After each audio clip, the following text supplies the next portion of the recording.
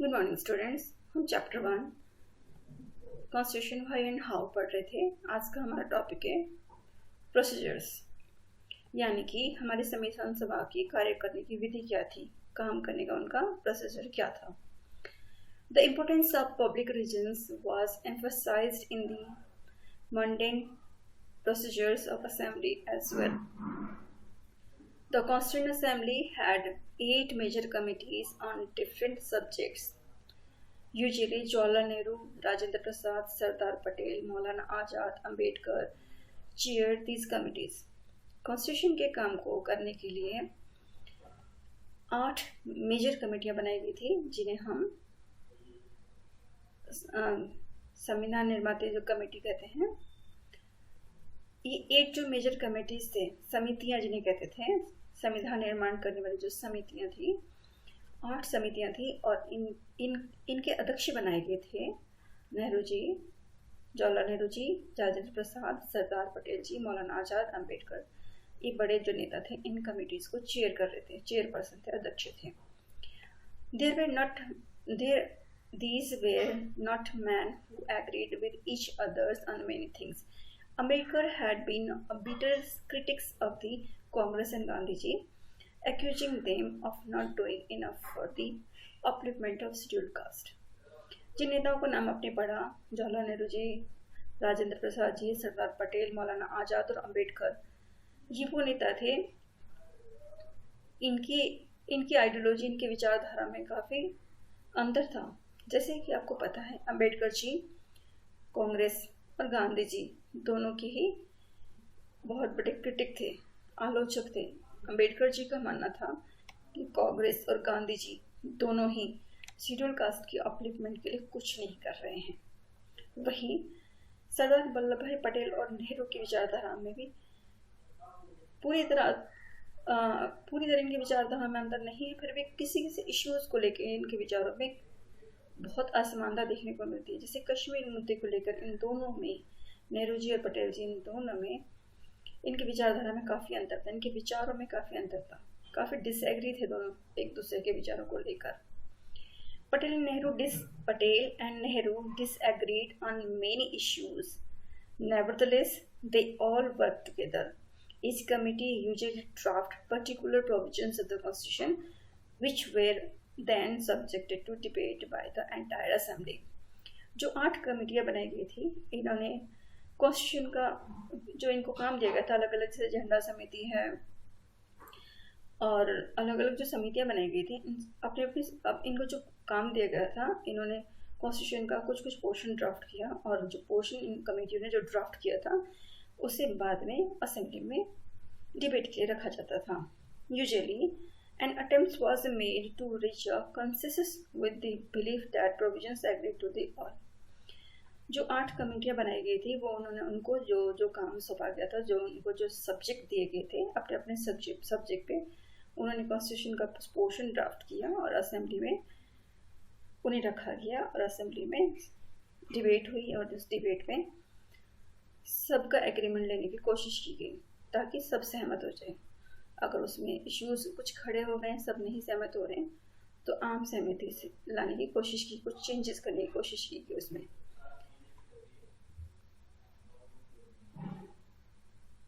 Each committee usually drafted particular provision of the Constitution which were then subjected to debate by the entire Assembly. Usually an attempt was made to reach a consensus with the belief that provisions agreed to by all. इस तरह से पूरी कोशिश की कि जो provisions हैं वो ऐसे बने कि जिसे एग्री करें, सब लोग एग्री करें। Could not be detrimental to any particular interest. Some provisions were subject to the vote, but in each instance, every single argument, queries, and concerns was responded to the great care and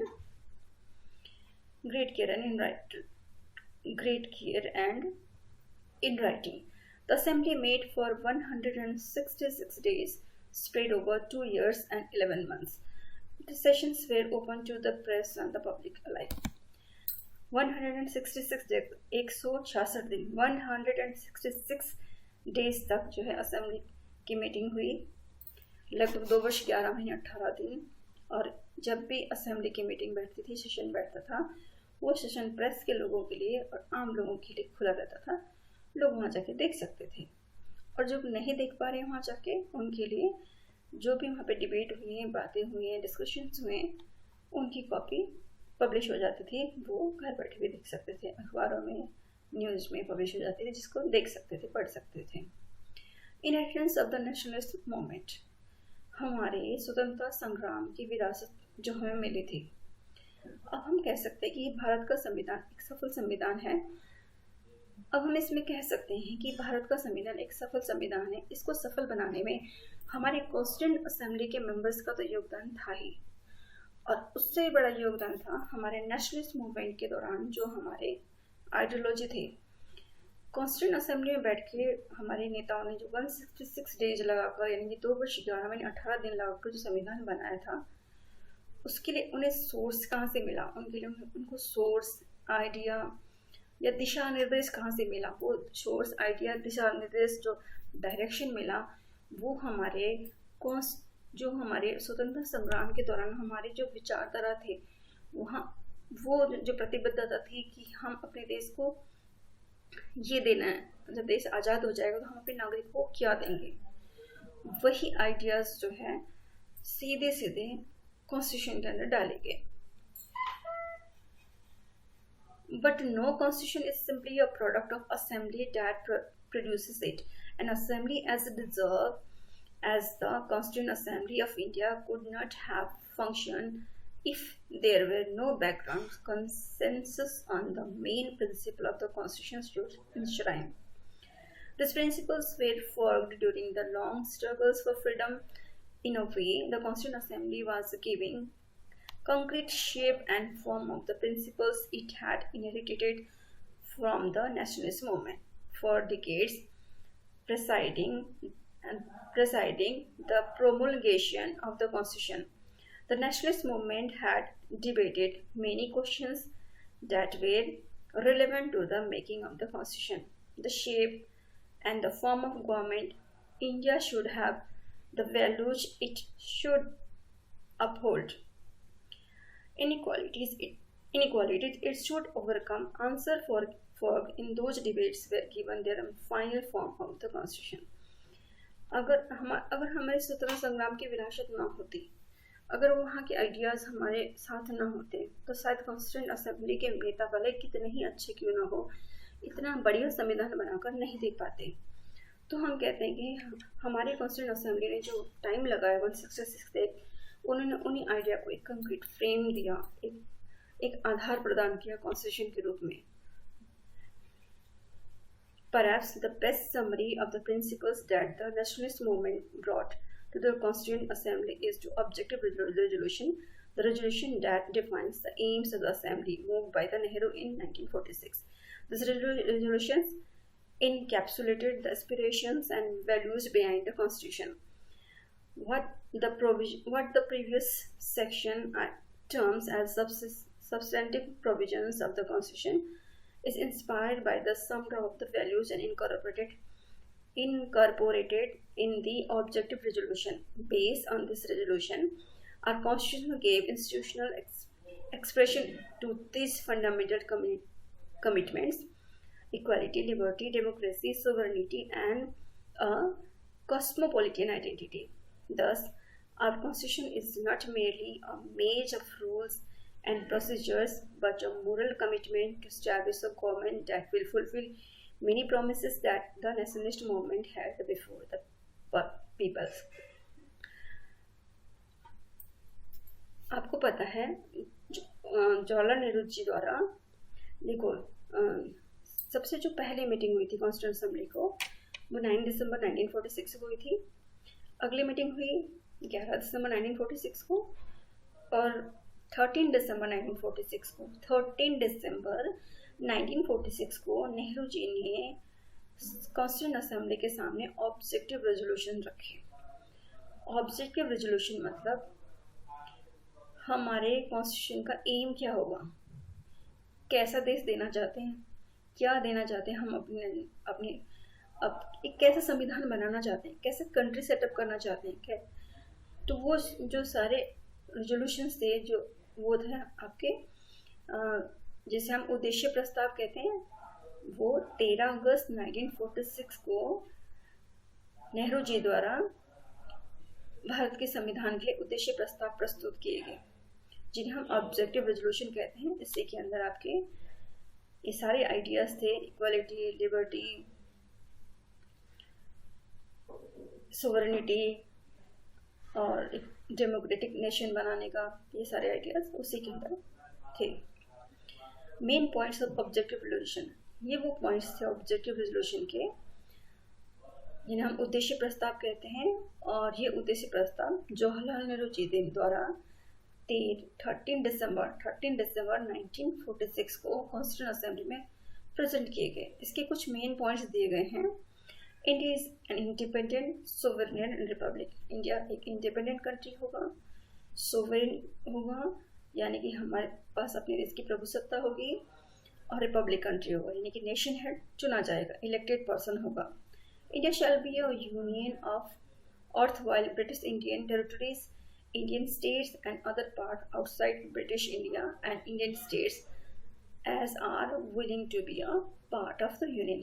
India एक union है, किस किस का union है?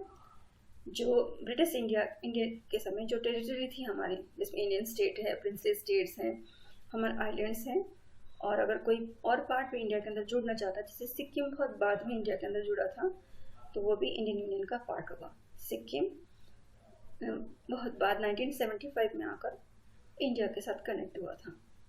Territories forming the union shall be autonomous units and exercise all power and function of the government and administration except those assigned to or vested in the union. Territories forming the union shall be autonomous units and exercise all powers and function of the government and administration except those assigned to or vested in the union. जो हमारी territories थी, जो princely states और provinces को मिलाकर जो India बनाया गया था, बाद में इसमें स्टेट्स बनाए गए अलग अलग, तो स्टेट्स को अपने एडमिनिस्ट्रेशन का पूरा पावर है। हमारे पास हर राज्य में राज्य सरकारें हैं जो अपने राज्य को चलाती हैं, जितना अधिकार उनको दिया गया उतने अधिकारों को इस्तेमाल करके। All powers and authority of sovereign and independent India and its constitution shall flow from the people. और हमारे इंडिया को इन सारे पावर किस में है? इंडिया का सारा पावर जो है किससे मिला है? लोगों से मिला है। All powers and authority of sovereign and independent India and its constitution shall flow from the peoples. All peoples of India shall be guaranteed and secured social, economic, political justice, equality of status and opportunities and equality before law and fundamental freedoms of speech, expression, belief, faith, worship, vocation, association and actions subject to law and public morality. India के लोगों को क्या क्या guarantee दी गई है? Social, economic and political justice की, equality of status की, opportunities and equality before law, fundamental freedom, freedom of speech, expression, belief, faith, worship, vocation, association, action, ये सब सिटीजन्स को प्रोवाइड किए गए। The minorities, backwards and tribal areas, depressed and other backward classes shall be provided adequate safeguard. Bharat में रहने वाले minorities हैं, जो अल्पसंख्यक हैं, बैकवर्ड जो पीछे रह गए हैं, ट्राइबल पीपल्स हैं जो डिप्रेस सेक्शन है इंडिया की, जिसे हम SC शेड्यूल कास्ट कहते हैं, एंड अदर बैकवर्ड क्लासेस, इन सब को उत्थान के लिए, इन सब के विकास के लिए सरकार पूरा प्रयास करेगी। The territorial integrity of the republic and its sovereignty right on land, sea and air shall be maintained according to justice and law of civilized nation. The territorial integrity of republic and its sovereign rights on land, sea and air shall be maintained according to justice and law of civilized nation. The land would make full and willing contributions to the promotion of world peace and welfare of mankind.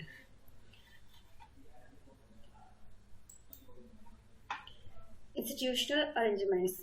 The third factor ensuring effectiveness of the constitution is a balanced arrangement of the constitutions of government. The basic principle is that government must be democratic and committed to the welfare of the peoples.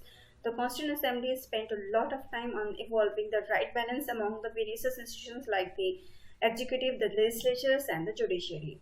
This led to the adoption of the parliamentary form and federal arrangement, which would distribute governmental power between the legislature and executive on one hand and between the states and central government on the other hand.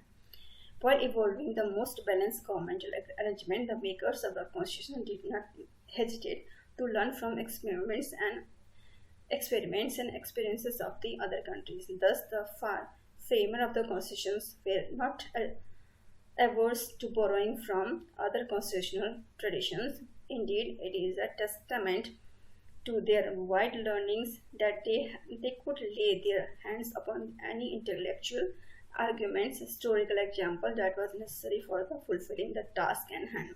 So they borrowed a number of provisions from different countries, but borrowing these ideas was not slavish imitations.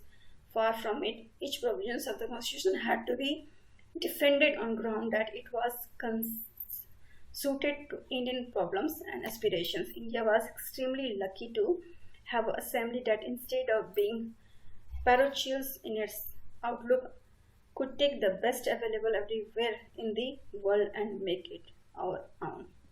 India का constitution successful होने का काम एक तो legislature, executive और judiciary के बीच में balance बनाना. इनके बीच में जो पावर डिवीजन था, लेजिस्लेचर, एग्जीक्यूटिव और जुडिशरी को जो पावर दी गई, इनके बीच में पावर बैलेंस किया गया है, चेक एंड बैलेंस किया गया. इनके पावर जो इनको पावर दिया गया उसमें चेक एंड बैलेंस का प्रिंसिपल अपनाया गया, यानी कि सबके पास पावर भी है और कोई एक दूसरे के पावर को कहनन भी नहीं करेगा. और दूसरा, हमारे फ्रेमर्स ने कॉन्स्टिट्यूशन बनाने के लिए अलग अलग देशों में, देखिए नीचे देखिए, हमारे कॉन्स्टिट्यूशन असेंबली के जो मेंबर्स थे, कॉन्स्टिट्यूशन बनाते वक्त कॉन्स्टिट्यूशन का 75% हिस्सा जो था वो तो गवर्नमेंट ऑफ इंडिया एक्ट 1935 से लिया गया. हमारे कॉन्स्टिट्यूशन का 75% पोर्शन जो था वो गवर्नमेंट ऑफ इंडिया एक्ट 1935 से लिया गया. बाकी जो 25% पोर्शन है वो हमने अलग अलग देशों के संविधान से अडॉप्ट किया. तो हमारे संविधान निर्माताओं को बिल्कुल भी इस चीज़ की झिझक नहीं महसूस हुई कि हम किसी और देश के संविधानों से क्या अडॉप्ट कर रहे हैं. जो हमारे इंडियन एटमॉस्फेयर के लिए जो एसेंशियल था या सही था उसे अडॉप्ट किया गया. ब्रिटिश कॉन्स्टिट्यूशन से हमने बहुत कुछ लिया है, यूनाइटेड स्टेट्स से कॉन्स्टिट्यूशन से लिया है, कनाडा कॉन्स्टिट्यूशन से लिया गया, फ्रेंच कॉन्स्टिट्यूशन से लिया है, आयरिश कॉन्स्टिट्यूशन से लिया गया. तो बच्चों, कल के टॉपिक में हमने ये प्रोविजंस पढ़ना है कि हमने किस किस देश के संविधान से क्या क्या ग्रहण किया है, क्या क्या अडॉप्ट किया है. तो आज के लिए इतना ही. Thank you students.